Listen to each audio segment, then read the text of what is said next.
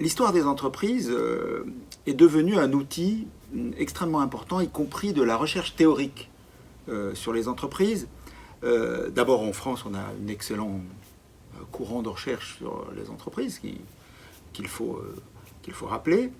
Et l'histoire des entreprises, lorsqu'elle est bien faite, au fond, elle nous explique comment naissent des inventions pratiques, mais aussi des inventions théoriques, lorsqu'une entreprise se trouve confrontée à une situation tout à fait nouvelle pour elle, et qu'elle invente à cette occasion des choses qui n'existaient pas avant cette rencontre-là.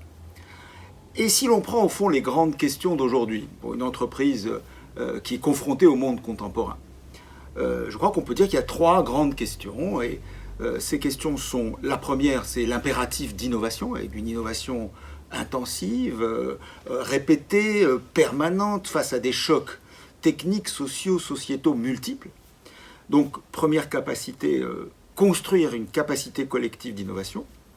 Le deuxième défi auquel nous sommes confrontés, c'est au fond de quitter une représentation du travail, je dirais, enfermée dans la relation capital-travail, enfermée dans le rapport de subordination, et qui au contraire donne l'idée que le travail, c'est au fond un investissement collectif.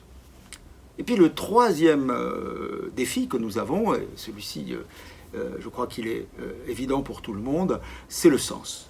C'est, au fond, dire qu'une entreprise est utile simplement parce qu'elle fait des bénéfices ou qu'elle fait des emplois n'est plus suffisant aujourd'hui. Bien sûr, il faut faire des bénéfices. Bien sûr, il faut créer des emplois, mais à condition, évidemment, que ça respecte la planète, à condition que ça n'aggrave pas l'écosystème, à condition que ça ne détruise pas le territoire ou même la santé des gens que l'on fait travailler.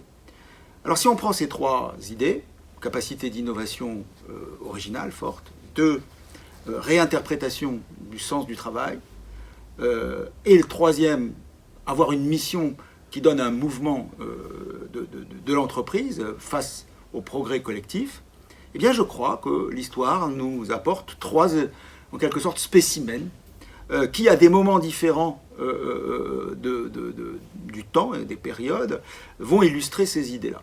Et c'est pour ça que j'ai choisi d'illustrer donc ces grands enjeux par trois entreprises emblématiques. Alors, certaines sont très connues, d'autres beaucoup moins.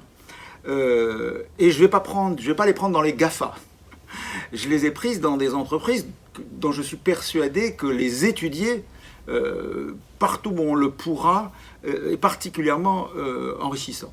Donc vous voyez que si on regarde ces trois exemples, il me semble que ça correspond aux enjeux contemporains. Voilà. Une capacité d'innovation, une autre façon de voir le travail et la création d'un sens.